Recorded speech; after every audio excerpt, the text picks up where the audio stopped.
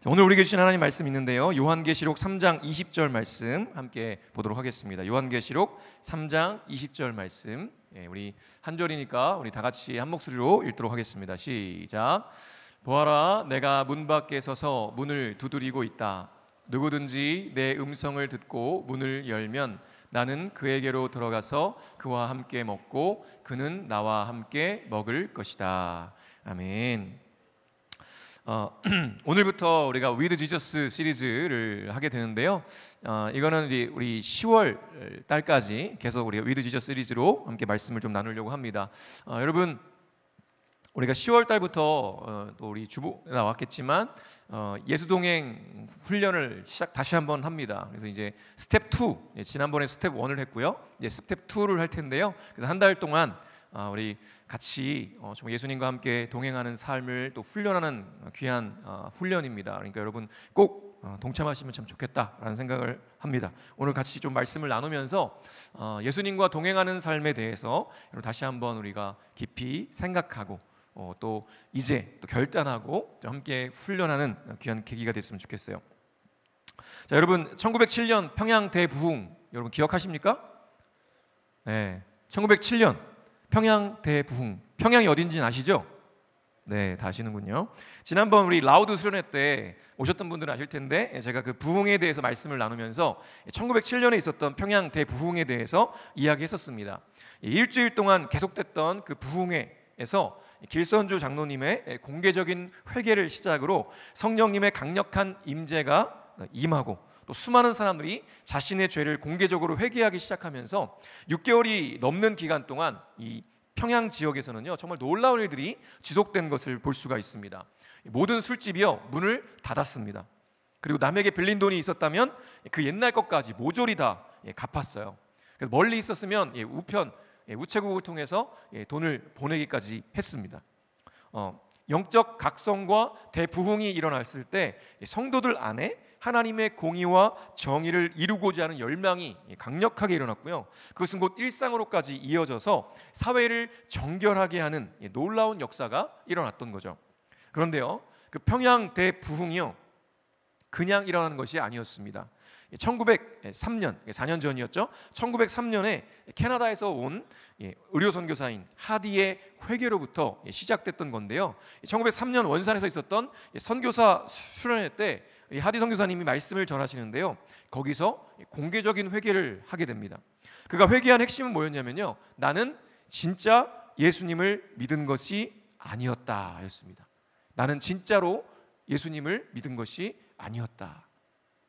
이게 무슨 의미일까요? 이분이 선교사신데, 하디 선교사님은요 당시에 가장 성실하고 존경받던 선교사였습니다. 그가 예수님을 믿지 않았다면 어떻게 의사라는 그 엘리트로서의 자신의 위치와 성공이 보장되었던 그 길을 뒤로하고 잘 알려지지도 않았던 동방의 작은 나라 조선에 선교사로 올 수 있었겠습니까?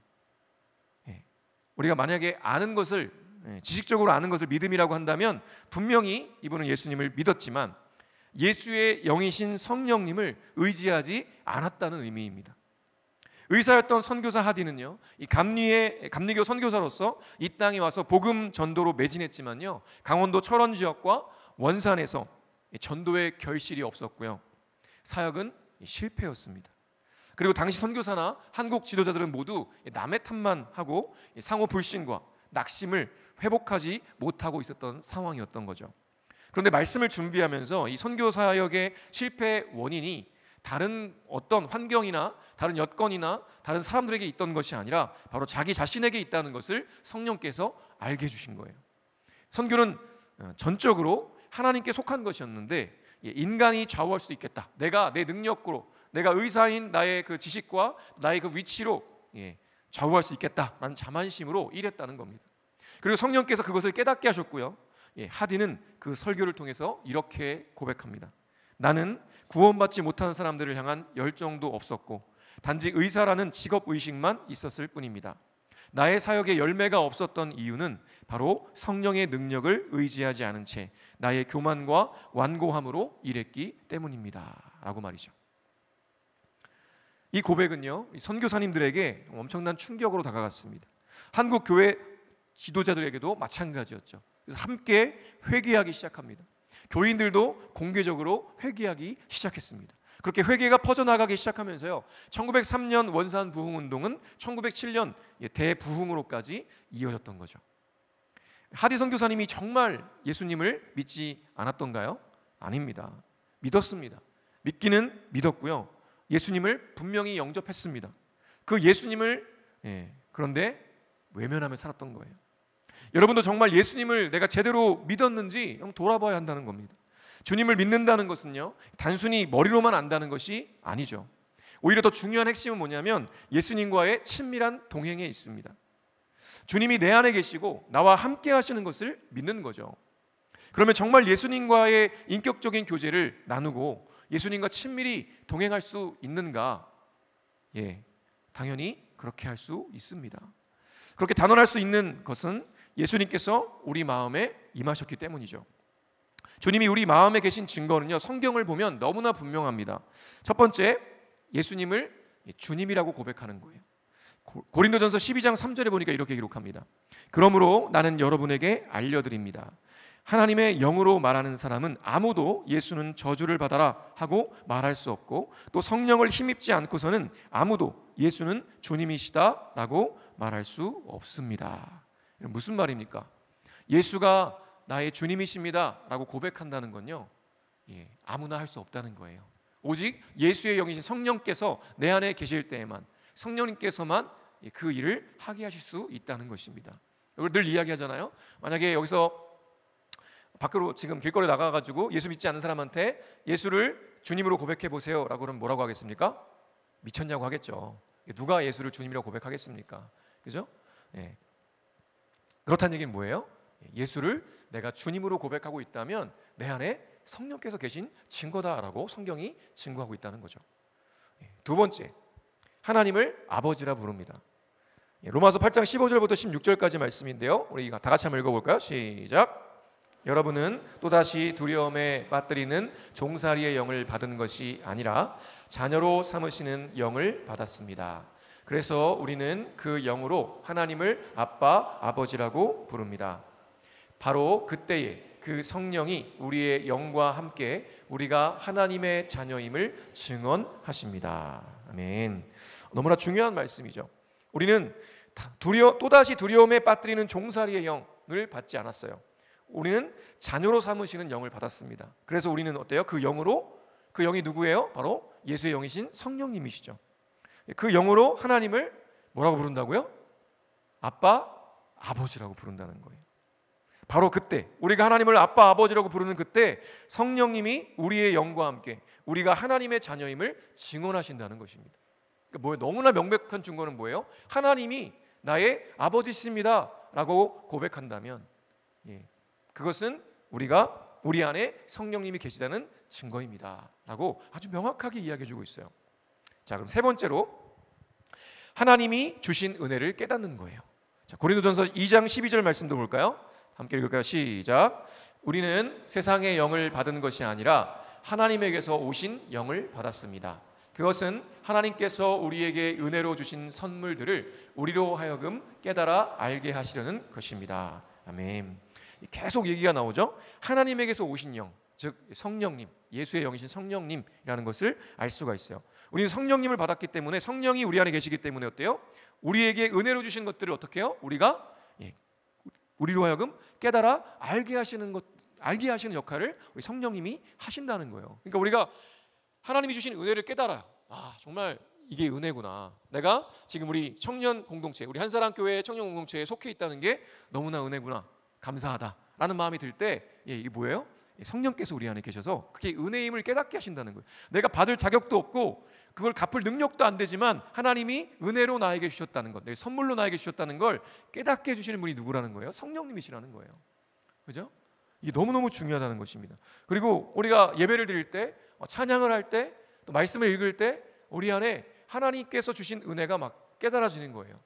감격하게 되고 그때 뭘 할 수 있다는 거예요? 아, 하나님이 영이신 성령님이 내 안에 계시는구나 라는 걸 우리가 알 수가 있게 된다는 것입니다. 자, 네 번째로 우리가 서로 사랑하는 거예요. 그때 우리는 우리 안에 성령님이 계시다는 걸 알 수가 있습니다. 요한일서 4장 12절부터 13절 말씀 볼게요. 다 같이 한번 읽을까요? 시작. 지금까지 하나님을 본 사람은 없습니다. 그러나 우리가 서로 사랑하면 하나님이 우리 가운데 계시고 또 하나님의 사랑이 우리 가운데서 완성된 것입니다. 하나님이 우리에게 자기 영을 나누어 주셨습니다. 이것으로 우리가 하나님 안에 있고 또 하나님이 우리 안에 계시다는 것을 우리는 압니다. 아멘. 이것도 정말 중요한 말씀이죠. 지금까지 하나님을 본 사람이 없대요. 그래서 우리가 이제 농담으로 그런 얘기하죠. 혹시 하나님 본 사람 있으세요? 이렇게 물어보면 손 들면 어떻게 해요? 병원 가보시라고 이렇게 얘기하는데 재미가 없나 봐요. 어른들은 많이 웃던데. 네. 지금까지 하나님 본 사람이 없어요. 왜요? 하나님은 영이시기 때문에 우리 눈에 보이지 않습니다. 그런데 어떻게 볼 수 있다고요? 우리가 서로 사랑하면 하나님이 우리 가운데 계시고 또 하나님의 사랑이 우리 가운데서 완성된 거라는 거예요. 그래서 하나님이 우리에게 자기 영을 나눠주셨기 때문에 이것을 우리가 하나님 안에 있고 또 하나님이 우리 안에 계시다는 걸 우리는 알 수 있다는 거죠. 그러니까 우리 안에 하나님이 계시다는 걸 알 수 있는 증거 중에 하나가 뭐라는 거예요? 우리가 서로 사랑할 때, 이 사람들이 서로 사랑하는 걸 보면 저 안에 하나님이 계시구나, 그 사람 안에 하나님이 계시구나라는 걸 알 수 있다는 겁니다. 자, 그런 의미에서 여러분 안에 우리 하나님이 계신 걸 알 수 있나요? 하나님 보이시나요? 여러분 안에? 대답을 못 하시나요? 우리가 서로 사랑하면 우리 안에 하나님이 계시다고 분명히 말씀하세요. 다섯 번째, 마음의 성령의 슬퍼하심을 느껴요. 근심을 느껴요. 자, 에베소 4장 30절 말씀 볼게요. 다 같이 읽을까요? 시작. 하나님의 성령을 슬퍼하게 하지 마십시오. 여러분은 성령 안에서 구속의 날을 위하여 인치심을 받았습니다. 무슨 이야기입니까? 하나님의 성령을 슬프게 하지 말래요. 그러니까 하나님의 성령께서 어떻게 해요? 슬퍼하신다는 거예요. 근심하신다는 거예요. 우리 안에서. 왜요? 언제? 우리가 성령님의 인도하심을 따르지 않고 아버지의 뜻을 따르지 않고 내가 내 마음대로 내가 죄 가운데 거할 때 바로 성령께서 근심하시고 슬퍼하신다는 겁니다. 그런데 그걸 어떻게 해요? 내가 안다는 거예요. 그걸 내가 안다는 거예요. 내 안에 계신 성령님이 근심하신다는 거예요. 어떻게 알 수 있습니까? 내가 어느 날 주일 예배를 드려야 되는, 당연하잖아요. 주일 성수하는 게 당연한데 주일 예배를 드려야 되는데 조용하다. 주일 예배를 드려야 되는데 어느 날 갑자기 약속이 생긴 거예요. 그날 내가 정말 너무 좋아하는 친구가 나랑 놀러 가자고 그러는 거야. 주일날 딱 예배 시간에. 그때 너무 친한 친구니까 친구가 마음 상할까 봐 그래 같이 가자 했어요. 그런데 주일이 다가오는데 마음에 근심이 되기 시작하는 거예요. 주일날 예배 안 드리고 놀러 가려니까 마음에 막 부담이 되는 거죠. 근데 부담이 전혀 없어. 그럼 어떻게 된 걸까요? 주님이 그 안에 안 계시거나 성령이 소멸하신 거예요. 무섭지 않습니까? 근데 만약에 내 안에 막 두근두근하면서 막 불안해. 진짜 가도 되나? 막 이러면서 막 불안해. 이러면 어때요? 이거는 내 안에 성령께서 근심하신다는 거예요. 그래서 그것이 잘못됐다는 걸 성령께서 계속 알게 해주신다는 거죠. 그 성령의 근심을 느낀다는 건 뭐예요? 바로 성령께서 내 안에 계시다는 증거예요. 근데 막 주일 빼먹고 막 놀러 다니고 막 이러는데도 아무런 거리낌이 없어. 큰일 납니다, 여러분. 그 주님이 내 안에 안 계시거나 성령께서 근심하시다 어떻게 해요? 소멸하셨다는 거예요. 물론 소멸하셨다는 얘기는 우리를 떠나셨다는 얘기가 아니라 뭐예요? 활동하지 않으신다는 거죠. 이것을 우리 기억했으면 좋겠습니다. 정말 내 마음에 성령의 슬퍼하신 근심이 느껴지고 있는가? 그렇다면 내 안에 성령께서 계신 거구나. 얼마나 놀라운 은혜인지 몰라요. 그죠? 죄를 범하는 그 순간에도 성령이 내 안에 계시다는 걸 느낄 수가 있잖아요. 얼마나 감사해요. 여섯 번째, 마음 가운데 하나님을 향한 소원이 생긴다는 겁니다. 빌립보서 2장 13절 볼까요? 시작. 하나님은 여러분 안에 활동하셔서 여러분으로 하여금 하나님을 기쁘게 해드릴 것을 염원하게 하시고 실천하게 하시는 분입니다. 우리 마음 가운데 하나님을 향한 소원이 생겨요. 열망이 생기는, 하나님을 막 기쁘시게 해드리고 싶어요. 하나님의 뜻이 무엇인지 분별하면 하나님의 원하시는 그것을 해드리고 싶은 거예요. 그래서 막 어떤 마음이 들어요? 막 회장하고 싶고 막 임원하고 싶고 리더하고 싶은 거예요. 순리더. 왜 웃죠? 그런 마음이 안 생기면 어때? 내 안에 주님이 안 계신 거예요. 이러면 진짜인 줄 알고 또 지금 내 안에 주님이 안 계세요 막 이러고 그러고 있는 것 같은데, 여러분 근데 정말 그렇습니다. 하나님이요 우리 안에 소원을 주세요. 너무 기쁜 마음을 주시는 거예요. 내가 리더를 하든 뭐 임원을 하든 뭐 이렇게 자꾸만 일적으로만 얘기를 해서 그런데 내가 하나님께서 기뻐하시는 일들을 하고 싶은 거예요. 전도하고 싶은 마음이 막 일어나요. 그죠? 막 내가 오늘 왠지 목사님이 되게 힘들어 보이시는데 목사님에게 밥 한 끼 사드려야겠다 이런 마음이 막 생겨요. 안 생기는구나. 한 번도 안 생겼군요. 주님이 안 계신 거야 그러면 여러분 안에. 네. 그렇게 우리 마음에 소원을 두시고 막 그 일을 행하고 싶은 거예요. 그죠? 막 아우리씨 간다 가서 막 우리 섬긴다 하면 막 가고 싶은 거예요. 가서 정말 복음을 전하고 싶고 그 영혼들을 정말 사랑하는 마음으로 섬기고 싶고 이런 마음이 막 생긴다는 건 뭐예요? 바로 우리 안에 하나님께서 계시다는 증거라는 거죠. 우리 소원을 두시고 행하게 하신다는 겁니다. 7번째, 예수님의 복음을 전하게 돼요. 사도행전 1장 8절 말씀 읽을까요? 시작. 그러나 성령이 너희에게 내리시면 너희는 능력을 받고 예루살렘과 온 유대와 사마리아에서 그리고 마침내 땅끝에까지 이르러 내 증인이 될 것이다. 아멘. 네, 성령님은요 우리 안에 계셔서 어떤 일을 행하게 하세요? 땅끝까지 이르러 예수님의 증인이 되게 하세요. 복음을 전하는 사람으로 우리를 변화시키신다는 거죠. 그러니까 내가 전도하고자 하는 마음이 막 일어나. 복음을 전하고 싶은 거예요. 이 친구한테, 우리 가족에게. 그럼 어때요? 그런 마음을 주시는 분은 누구라는 거예요? 우리 안에 계신 성령님이시라는 거예요. 그래서 그런 마음이 든다면 이건 내 안에 성령님이 계시는구나 라는 증거라는 걸 알 수가 있습니다. 그렇게 7가지 정도를 얘기했는데요. 성경은요 성령께서 우리 안에 계신 것과 예수님이 우리 안에 계신 것이 같다고 말해요. 그러니까 성령님은 예수님이시고 예수님은 하나님이시고 하나님은 예수님이시고 하나님은 성령님이세요. 이 삼위일체의 교리거든요. 우리가 이해할 수는 없죠. 솔직히 상식적으로 어떻게 셋인데 하나고 하나인데 셋이에요. 말이 안 되죠. 우리 이해할 수 없습니다. 우리 머리로는. 그러나 이것이 신앙의 신비인 거예요. 우리가 모든 걸 다 이해할 수 있다면 그건요 무한하신 분이 아니죠. 그죠? 근데 우리가 이해할 수 없는 부분도 분명히 있습니다. 그러나 그것을 우리가 잘 이해할 수 있는 방법, 그나마 이해할 수 있는 방법 중 하나는 뭐예요? 그 삼위 하나님께서 완전한 연합 가운데 계시다는 거예요. 그래서 그 완전한 연합 가운데 계시는데 그 예수님, 그 성령께서 우리 안에 계신 것이 예수님이 우리 안에 계신 것과 똑같다는 거죠. 요한일서 5장 12절에는 또 이렇게 기록해요. 그 아들을 모시고 있는 사람은 생명을 가지고 있고 하나님의 아들을 모시고 있지 않은 사람은 생명을 가지고 있지 않습니다. 아주 명확하게 선언하고 있습니다.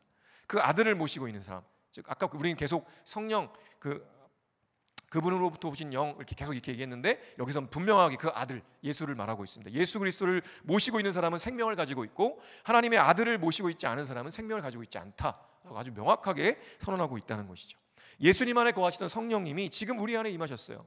성령님은 우리로 하여금 예수가 그리스도임을 믿게 하시고요 바라보게 하시고 하나 되게 하시는 분이십니다. 이것은 우리가 명확하게 말씀으로 확인해야 되는 거예요. 더 이상 느낌에 의지하면 안 된다는 거죠. 여러분 막 그럴 때가 있잖아요. 내가 막 너무 내 삶이 좋아, 행복해, 즐거워, 막 연애도 잘 되고 공부도 잘 되고 막 취직도 잘 되고 너무너무 좋아, 행복해. 예배도 왔는데 그냥 찬양이 너무 기쁜 거예요. 너무 기쁘게 찬양하고 박수 치고 막 할렐루야 막 하고 순모임 가도 너무너무 행복해. 막 이야기 막 나눠요. 그럴 때는 어때요? 하나님이 살아계시고 나를 너무너무 사랑하시는 것 같은 거예요. 근데 내 인생에 어둠이 찾아왔어. 회사 잘리고 시험 떨어지고 연애하다가 깨지고 막 그런 일들이 막 계속 일어나는 거예요.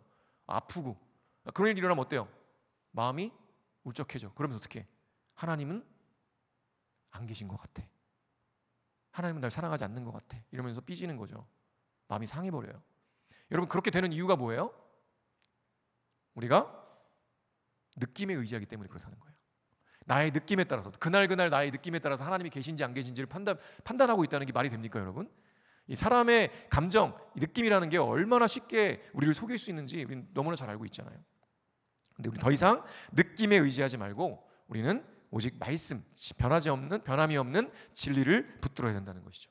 7가지 정도 이야기 드렸는데요. 이 7가지 정도의 그 말씀을 통해서 내 안에 정말 주님이 계신지 안 계신지 우리는 분명히 알 수가 있다는 것입니다. 그리고 느낌에 의지하는 게 아니라 주님 불러보는 거예요. 아버지라고 불러보는 거예요. 그럼 이게 이미 증거가 충분한 겁니다. 이보다 더 인격적이고 친밀한 관계가 없어요. 나의 주님이시고 나의 아버지세요. 이거보다 더 친밀한 게 어디 있어? 근데 그분이 내 안에 계신 거예요. 이거보다 더 친밀한 사람이 어디 있어요? 저는 제 아내랑 같이 지금 20년째 살았지만 제 아내보다 어때요? 제 아내는 어쨌든 내 안에 들어올 수 없잖아요. 근데 주님은 어때요? 내 안에 계세요.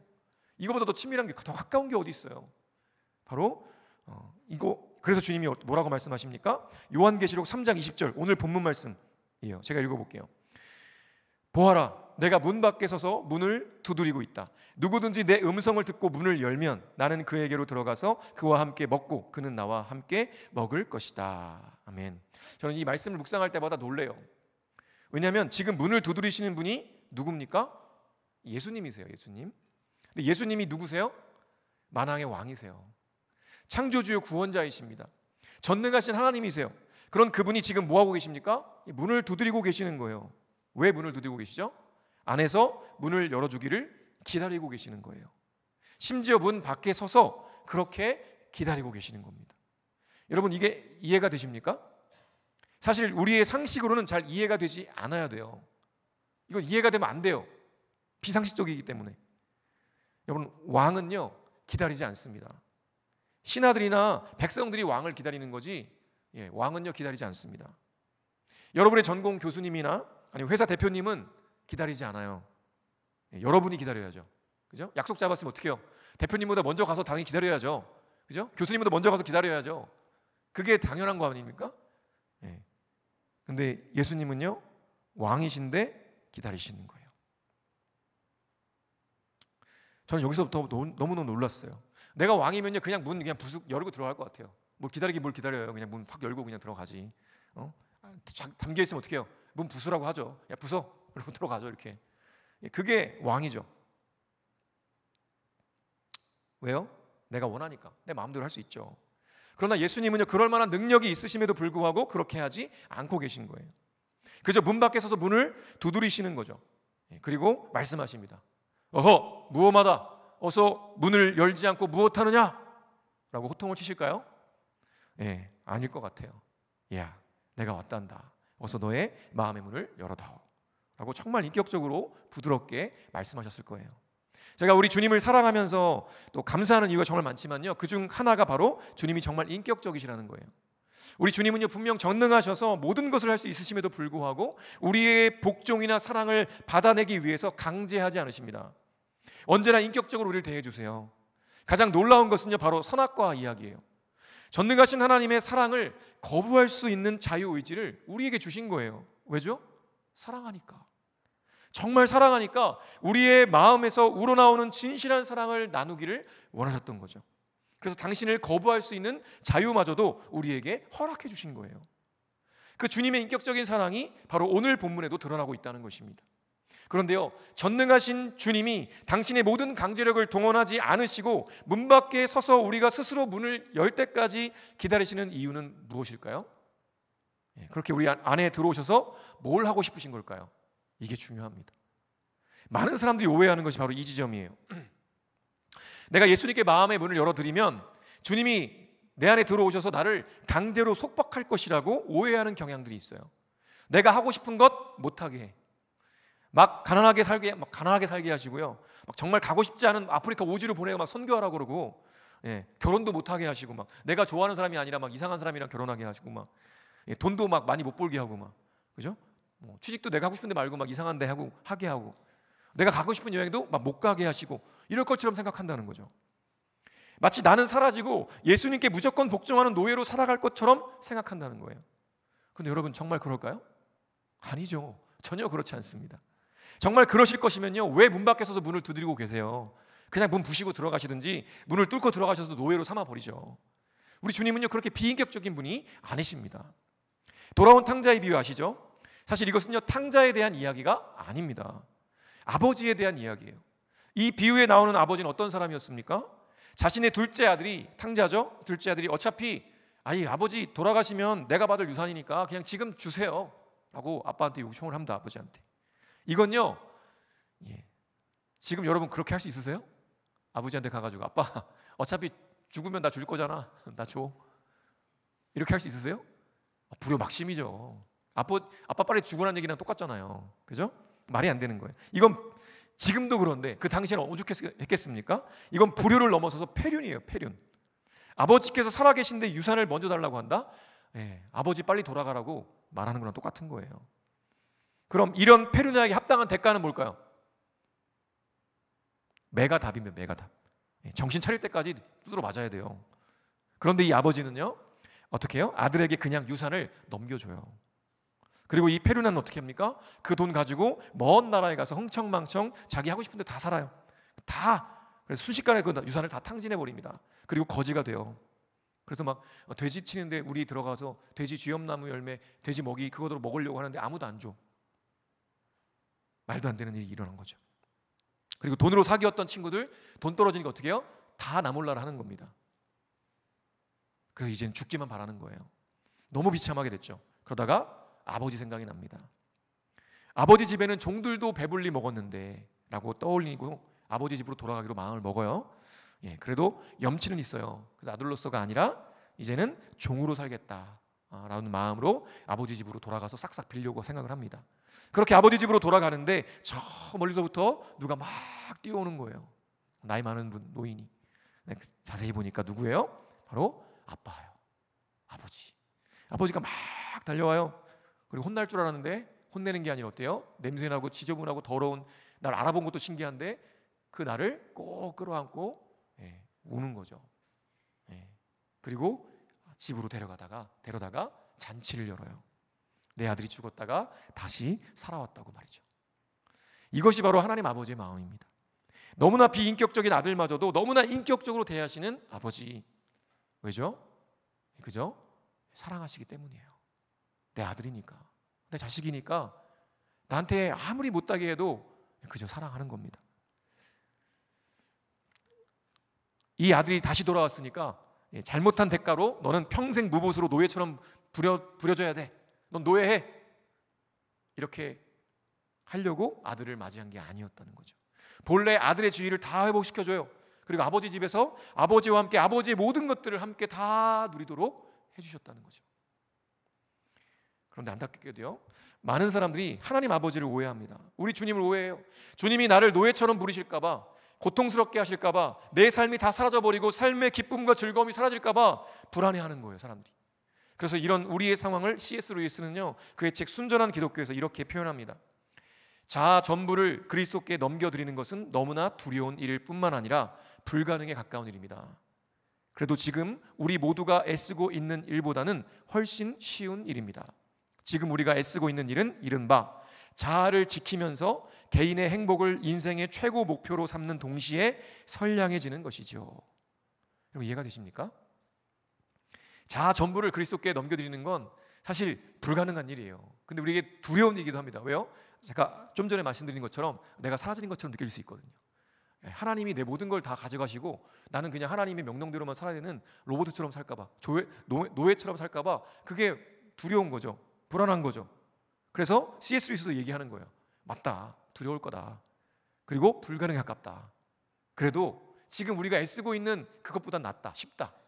우리가 애쓰고 있는 게 뭐라는 거예요? 내 자아를 지키면서 내 개인의 행복을 인생의 최고의 가치로 놓고 동시에 선량해지는 것. 이게 뭐예요? 지금 우리가 애쓰고 힘쓰고 있는 게 이런 거라는 거예요. 근데 여러분 이것만큼 힘든 게 어디 있어요? 나는 내 자아를 잘 지키고 내 행복해지는 게 내 최우선의 목표야. 그리고 나는 선량해져야 돼. 모든 걸 다 할 수 있다고 여기는 거죠. 말도 안 되는 일이라는 거죠. 이것보다는 뭐예요? 내 자아를 전부 다 하나님께 드리는 것. 그것이 훨씬 쉽다는 거죠. 내 자아를 지키면서 행복하고 선량해지는 방법은 없습니다. 그러나 우리가 주님께 자아 전부를 내어드릴 때 그것이 가능해지는 거죠. 우리 주님은요, 우리의 자아를 없애버리시려는 것이 아닙니다. 오히려 진짜 내가 되도록, 본래 창조된 그 아름다운 모습 그대로, 그 걸작품 그 모습 그대로 회복하게 되기를 바라시기 때문에 내 자아를 내어달라고, 내 마음의 문을 열어달라고 말씀하시는 거죠. 그래서 우리와 함께 하시려고 하는 거예요. 우리 주님이 문 밖에 서서 문을 두드리시며 기다리시는 이유가 바로 그것 때문입니다. 다시 한번 오늘 본문을 읽을까요? 제가 읽어볼게요. 보아라, 내가 문 밖에 서서 문을 두드리고 있다. 누구든지 내 음성을 듣고 문을 열면 나는 그에게로 들어가서 그와 함께 먹고 그는 나와 함께 먹을 것이다. 아멘.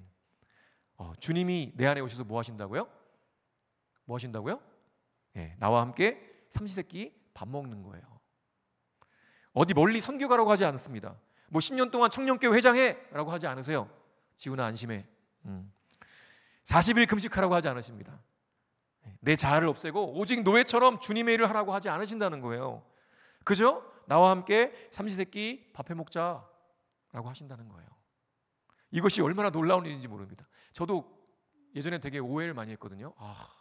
아골골짝 빈들에도, 이거 찬송가 아세요? 아골골짝 빈들에도, 이거 순종해서 가겠다는 그 찬송가인데 우리 목회자들, 그러니까 전도사님들, 신학생들에게 가장 금지곡이에요. 왜냐하면 아골골짝 빈들에도 이름 없이 빛도 가겠다 이렇게 말하면 진짜 주님 보내실까 봐 절대 부르지 말자. 이 찬송가 부르면 아골골짝 빈들에도 그거는 그냥 묵음으로 이렇게 입만 뻥끗 이렇게 하는 게 이제 전통인데 저도 그런 줄 알았거든요. 근데 주님께 내 삶을 들어보니까 그게 아니에요. 너무 행복한 거예요. 저는 제가 지금 여기 이 강단에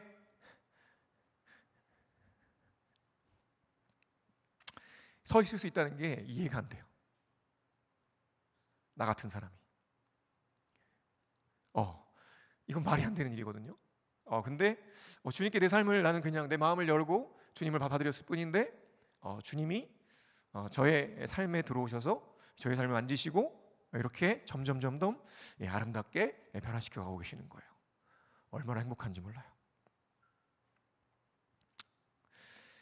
성경에서요, 밥 같이 먹는 건 참 중요합니다. 예수님이 성찬하실 때도 밥 같이 먹었고요. 예수님이 베드로를 다시 베드로로 회복시킬 때 3번 부인했잖아요. 근데 다시 갈릴리 바닷가에 도망간 베드로 찾아가서도 그때도 예수님 밥 같이 먹으면서 네가 나를 사랑하니? 라고 3번 물어보셨어요. 예수님께서 왜 밥 같이 먹는 걸 이렇게 자주 말씀하셨을까요? 유대인들의 전통에 의하면요, 밥은 가족과 친구와만 먹습니다. 음식 규례가 까다롭기 때문에 그래요. 그러므로 밥을 먹자고 하는 건요, 한 가족, 한 형제라고 인정하는 거라는 거죠. 그래서 예수님 밥 같이 먹자고 하는 건요, 놀라운 친밀함을 나타내는 겁니다. 그러나 많은 그리스도인들이요, 이 주님과의 친밀함을 특별한 사람에게만 있을 거라고 생각해요. 주님과의 친밀함은 그런데 어때요? 모든 사람에게 허락된 거라는 거죠. 예수님이 우리 마음에 오셨기 때문에 그렇습니다. 주님이 마음에 오신 것보다 더 친밀한 관계는 없어요. 예수 믿으면 예수님과 친밀하게 동행할 수 있다는 것에 대한 분명한 믿음을 가져야 하는 겁니다. 그동안 이 부분에 대한 확신이 없으니까 주님과의 친밀함으로 나아가는 게 어려웠던 거죠. 여러분, 예수님과 삼시세끼 밥 먹는다는 것은요, 단순히 어쩌다 한 끼 식사하는 정도의 수준을 말하는 게 아닙니다. 그건 그냥 손님 정도의 관계일 뿐인 거잖아요. 그러나 예수님께서 말씀하시는 것은요, 우리와 가족이 되는 것이죠. 한 끼가 아니라 삼시세끼 평생 영원토록 주님과 함께 밥 먹으며 살자는 거예요. 그런데 주님과 한 집에서 사는 것이 좋기만 할까요? 아마도 생각으로 그럴 거예요. 예수님이 나와 함께 사셔? 할렐루야, 너무 좋아, 행복해. 근데 생각은 그런데요, 주님과 한 집에서 사는 건 좋기만 하진 않을 거예요. 그럼 이렇게 한번 생각해 볼게요. 제가 윤정표 목사가 여러분 집에서 한 달 살기를 한다고 생각해 보세요. 벌써 지금 얼굴 찌그리고 막 돌리고 막 이러잖아요. 그죠? 뭐 그냥 한 끼 정도, 목사님이 우리 집에 오셔서 내가 대접해 드리는 음식 드시면 참 그 정도는 좋겠죠. 그 정도 오면 목사님이 오셔서 같이 밥도 먹고 같이 이야기 나누고 좋은 말씀 해주시니까 얼마나 행복해요. 너무 감사하다. 그리고 집에 가시면 오케이, 만사 오케이, 할렐루야, 너무 행복해. 이렇게 될 수 있겠죠. 그런데 제가 만약에 한 달 동안 여러분과 함께 동고동락하면서 같이 밥 먹고 같이 잠자고 같이 TV도 보고 뭐 다 한다고 생각해 보세요. 여러분 어떠실 것 같아요? 좋으세요? 난 정말 좋다. 정말 이렇게 한 명도 없냐? 와, 너무 근데 저도 그럴 것 같아요. 여러분이 우리 집에 가서 한 달 동안 산다 그러면 오지 마 이렇게 할 것 같아요. 저도 그럴 것 같아요. 근데 그게 그렇죠. 이게 어려운 일입니다. 왜 그렇죠? 가족이 아니라 그래요. 집에 가족들만 있으면 평소에 씻지도 않고 막 편하게 다녀도 아무 문제 없잖아요. 그죠? 누가 뭐라 그래? 물론 이제 엄마가 뭐라고 하겠죠. 야, 쟤 좀 씻어라 막 이러면서 냄새 난다고. 그렇게 하긴 하겠지만 그냥 불편하지 않잖아요. 그죠? 편하잖아요. 그죠? 막 코를 파도 괜찮잖아요. 그죠? 좀 지저분할 뿐이지. 그러다가 그냥 갑자기 TV 보다가 그냥 방귀 껴도 누구도 뭐라고 안 그러잖아요. 그죠? 할 수 있잖아요. 그리고 혼자 있을 때 음란한 영상들 보고 마음껏 내 욕망을 표출을 하면서 죄 지을 수도 있잖아요. 그런데 만약 제가 한 달 동안 여러분의 집에 여러분과 함께 산다. 그럼 어때요? 그 모든 게 다 어려워지는 거죠. 하나부터 열까지 다 신경 써야 되고요. 삶이 달라질 수밖에 없습니다. 그런데 예수님은 그런 우리의 삶에 들어오셔서 우리와 삼시세끼 먹으며 영원토록 함께 하신다고 말씀하시는 거예요. 그러니까 어때요? 제가 갑자기 예를 들고 나니까 어때요? 갑자기 싫어지죠. 예수님 안 오시면 좋겠는데, 나랑 함께 안 사시면 좋겠는데, 막 이럴 것 같아요. 처음엔 좋을 수 있습니다. 나 같은 죄인 살리신 주님의 은혜가 너무 감사해서 기쁨으로 영접했어요. 그런데 시간이 조금만 지나면 어떻죠? 예수님은 저쪽 구석진 방에 들어가시라고 해놓고 문을 닫아버리는 거죠. 그리고는 내가 하고 싶은 대로 막 살아요. 그러다가 문제가 생기면 어떻게 해요? 살며시 예수님 방 들어가서 문 열고 예수님 도와주세요. 그럼 예수님 도와주셔요? 그러면 문제 해결돼요? 그럼 어떻게 해요? 또다시 방으로 들어가시라고 하고 문 닫아버립니다. 그리고 또 내 마음대로 사는 거예요. 그 일들을 반복하며 살아가고 있는 것이 혹시 우리의 모습은 아닌가요? 이것은 결코 우리 주님이 원하시는 모습이 아닙니다.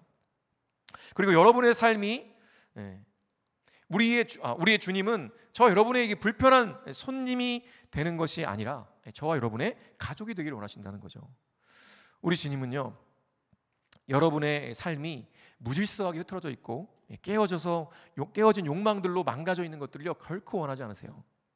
그래서 우리의 삶의 모든 영역이 주님의 뜻 안에서 질서 있게 정돈되기를 간절히 원하신다는 것입니다. 때로는 그것이요 간섭으로 느껴질 수도 있겠죠. 그러나 그것은 우리를 살리는 유일한 길입니다. 아픈 부위가 있으면요 어떻게 해야 돼요? 그 상한 부위, 아픈 상처 부위 도려내고 상처를 약 발라주고 싸매야 돼요. 그래야 새살이 돋아나서 건강하게 회복되는 겁니다. 그냥 놔두면 어떻게 해요? 썩어 문드러지는 거예요. 마찬가지로 우리 주님과 함께 사는 것은요 때로는 불편하게 느껴질 수 있습니다. 그러나 그것이 오히려 저와 여러분을 지킬 수 있는 유일한 길임을 여러분 잊지 마시길 바랍니다. 언제까지 예수님을 손님으로만 대하며 구석진 방에 가두어 두시겠습니까? 이제는 주님을 그 방에서 모시고 나와서 내 삶의 전 영역에서 주님의 통치와 다스림을 받으며 정말 행복한 삶을 살아가시기를 간절히 축원합니다. 큐티, 식사기도, 제자훈련 이런 거로는요 절대로 우리가 사탄의 유혹을 이길 수가 없습니다. 사탄이 우리를 무너뜨리려는 전략이 가장 큰 전략이 세 개가 있어요. 돈, 성, 권력. 이 세 가지입니다. 그런데 이 전략은요 우리도 다 알고 있잖아요. 그렇죠? 돈, 성, 권력 이 세 가지가 우리 가장 유혹하는 쉬운 거라는 걸 알고 있어요. 다 알아요. 그런데도 넘어지는 이유가 뭘까요? 알고 있는데 죄의 문제는요 안다고 해결되는 것이 아니기 때문입니다. 사탄의 공격에서 이길 수 있는 것은요 주님이 나와 함께 계시다는 것에 눈을 뜨는 길밖에 없어요. 삶이 힘든 진짜 이유는 뭔지 아십니까? 환경 때문이 아니라 세상보다 크신 주님이 나와 함께 계심이 실제로 믿어지지 않기 때문입니다. 이제는 우리 주님을 내 마음에 모시고 그분과 함께 삼시세끼 먹으며 친밀한 동행을 하는 삶을 경험하는 실제적인 훈련이 필요한 거죠. 이건 절대 훈련이 없이는 되지 않습니다. 여러분, 우리 작은 습관도요 내가 의지적으로 결단하고 애쓰지 않으면 생기지 않아요. 예수님과 동행하는 삶, 내 안에 분명히 계심에도 불구하고 그냥 저 방 한 구석에 가둬놓았던 그 예수님이 내 안에 나의 모든 것들을 다 다스리고 통치하시도록 내가 24시간 내 안에 함께 하시는 주님을 내가 의지적으로 바라보고 주님과 내가 교제하는 이 훈련을 하지 않으면요 자연스럽게 이루어지지 않는 것이죠. 그래서 정말 중요한 훈련이 필요합니다. 그 훈련의 가장 효과적인 도구가 바로 예수동행 일기를 쓰는 거예요. 이제 10월부터 우리가 한 달 동안 예수동행 훈련 스텝 2를 이제 진행하려고 하는데요. 오늘 온라인 주보에 보시면 신청 링크가 있습니다. 여러분 꼭 신청하셔서 내 안에 계신 예수님이 손님이 아니라 나의 가족으로 친밀하게 동행하시는 분이심을 여러분 실제로 경험하셨으면 좋겠어요. 우리가 생각하는 건 위드 지저스라고 하니까 그런 생각이 들더라고요. 예배드리다가 찬양하다 그런 생각이 들었어요.